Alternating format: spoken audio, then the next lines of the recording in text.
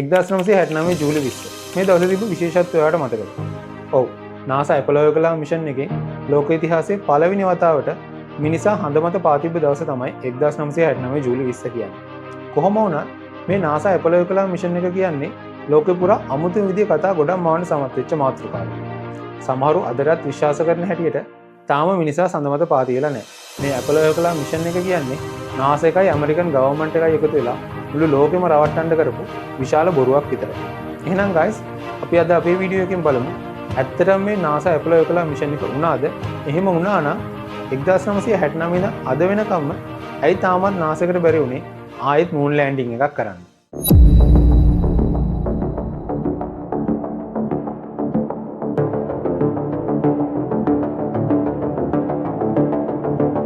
තනි මිනිස්සෙගේ කුඩා පියවරක් වුණත් මේක මනුෂ්‍ය සංහතියේම මහා ලොකු පිම්මක්. මේ විදිහට තමයි 1969 ජූලි 20 වෙනිදා සඳ මත පා තිබු පළවෙනි මිනිසා නීල් ආම්ස්ට්‍රෝන් හඳේ ඉඳන් පෘථිවියට එපු රේඩියෝ මැසේජ් එකේ මේ හඳ ගමන ගැන විස්තර කරලා තියෙනවා.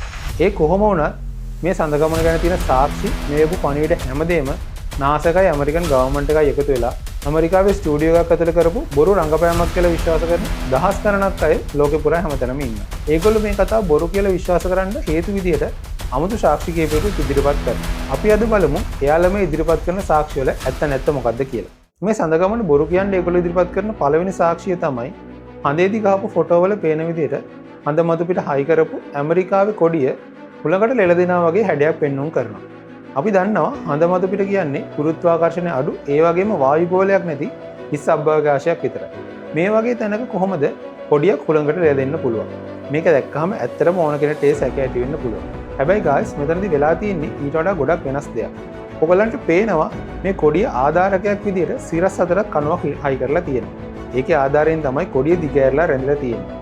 කොහොම වුණත් නීල් ආම්ස්ට්‍රෝන් මේ කොඩිය හඳේ හයි කරන්න කරපු ට්විස්ට් එකත් එක්ක ඒ ඇතිවෙච්ච කම්පැනි කොඩිය කණුව දිගේ ගිහිල්ලා කොඩිය රෙද්ද රැලි විදියට ඇති වෙලා තියෙනවා. මේ කම්පැනියත් එක්ක ඇතිවෙච්ච රැලි තමයි අපිට මේ ෆොටෝ වල දකින්න හම්බෙන්නේ හරියට හුලඟකින් කොඩියක් ලෙල දෙනවා වගේ. මේගොල්ලෝ ඉදිරිපත් කරන දෙවෙනි සාක්ෂි විදියට පෙන්වන්නේ හඳේ ගත්ත ෆොටෝ වල තියෙන හෙවණැලි එක එක පැත්තට විහිදලා තියෙනවා. හැබැයි හඳ මතු පිට තියෙන එකම ලයිට් සෝස් එක සූර්යයා විතරක් නම් මේ ෂැඩෝස් එක එක පැත්තට හැරිලා තියෙන්නේ කොහොමද? ඒකටත් guys හේතුවක් තියෙනවා. මේ හඳ මතු පිට අපිට දකින්න හම්බෙන්නේ පෘථිවිය වගේ almost flat smooth surface එකක් නෙවෙයි. මේක ටිකක් curve ගතිය වැඩි ගොඩක් කටතුළු ආවාට තියෙන භූමියක්. මේ වගේ භූමියක එකම ලයිට් සෝස් එකකින් ඇති වෙන හේවණැලි වුණත් මේ ආවාට නිසා පොඩ්ඩක් වෙනස් පැතිවලට හැරෙන්න පුළුවන්. ඒ විදිහට පොඩ්ඩක් වෙනස් පැතිවලට වැටලා හැදිච්ච ෂැඩෝස් තමයි අපිට මේ ෆොටෝස් වල දකින්න හම්බෙන්නේ. මේ සඳගමන බොරු කියලා පිළිගන්න ඉදිරිපත් කරන තවත් ප්‍රබලම සාක්ෂියක් තමයි හඳ මතු පිට සටහන් වෙලා තියෙන නීල් ආම්ස්ට්‍රෝන්ගේ අඩිසලකුණයි NASA Space Museum එකේ අපිට දකින්න හම්බෙන නීල් ආම්ස්ට්‍රෝන්ගේ ස්පේස් සූට් එකේ අඩියයි අතර ලොකු වෙනසක් තියෙනවා. එකම සූට් එකේ එකම අඩියකින් ඇතිවෙච්ච සලකුණක් නම් මේ විදිහට වෙනස් වෙන්නේ කොහොමද? මේකටත් හේතුවක් තියෙනවා. මේ NASA Space Museum එක අපිට දකින්න හම්බෙන්නේ ගගනගාමීන් අභ්‍යවකාශ යානයෙන් එළියට යනකොට අඳින සාමාන්‍ය ස්පේස් සූට් එකක් විතරයි. හැබැයි මූන් එක වගේ hard surface එකකට ලෑන්ඩ් කරනකොට මේගොල්ලෝ මේ ස්පේස් සූට් එකට පිටතින් තවත් ලූනා ඕවර්ෂූ කියන ආරක්ෂිත බූට් එකක් පළඳිනවා. ඒගොල්ලෝ එහෙම කරන්නේ මේ අභ්‍යවකාශ ඇඳුමේ ආරක්ෂාව වැඩි කරන්න.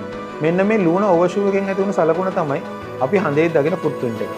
හැබැයි මේ ලූනා ඕවර්ෂූ එක එහෙනම් අයි NASA Space Museum එකේ අපිට දකින්න හම්බෙන්නේ නැති.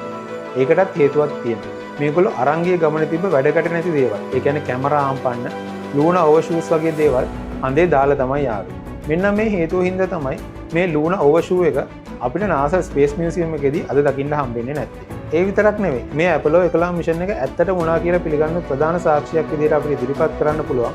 අදටත් NASA Space Museum එකේ දකින්න හම්බෙන්න කිලෝග්‍රෑම් 308කට අධික ප්‍රමාණයක් තියෙන මෙන්න මේ චන්ද්‍ර පාෂාණ සහ පසේ සාම්පල් වල කොටස්. එහෙමනම් 1969 ඉඳන් අද වෙනකන් ඇයි NASA එකට බැරි වුණේ ආයෙත් මිනිස්සෙක් සඳ මතට ලෑන්ඩ් කරන්න? ඒකට හේතු කීපයක් තියෙනවා. පළවෙනි එක තමයි 1969 ඉඳන් 72 වෙනකන් NASA Apollo 11 මිෂන් එකට අමතරව තවත් Apollo මිෂන් 5ක් කරලා තියෙනවා. මේ සම්පූර්ණ Apollo මිෂන් 6ෙම නීල් ආම්ස්ට්‍රෝන් ඇතුළුව ගගනගාමීන් 12 දෙනෙක් සඳ මතු පිට පා තියලා තියෙනවා. මේ සියලුම මිෂන් වලින් NASA එක අද වෙනකොට හඳ ගැන හොයාගන්න තියෙන දේවල් ගොඩක් දුරට හොයාගෙන ඉවරයි. ඒ නිසා ආයෙත් හඳ මත මිනිස්සු ගොඩ බස්සනවා කියන්නේ කිසිම තේරුමක් නැති අධික වියදමක් විතරයි. ඒ වගේම මේ 1969 කාලෙදී රුසියාව සහ ඇමරිකාව අතර තිබ්බේ අභ්‍යවකාශ තරණයට සීතල යුද්ධයක්. ඇපලෝ කලා මිෂන් එකත් එක්ක මෙන්න මේ සීතල යුද්ධයෙන් ඇමරිකාව ජයග්‍රහණය කරනවා. ඒ හින්දා ආයෙත් තරඟ කරලා අභ්‍යවකාශයට යන්න තරම් උනන්දුවක් ඇමරිකාවට ඇති වෙන්නේ නැහැ. එහෙම බලනකොට මේ NASA ඇපලෝ කලා මිෂන් එක කියන්නේ ඇත්තටම ලෝක ඉතිහාසය වෙනස් කරපු මනුෂ්‍ය ඉතිහාසයේ ලොකුම පිම්මක්.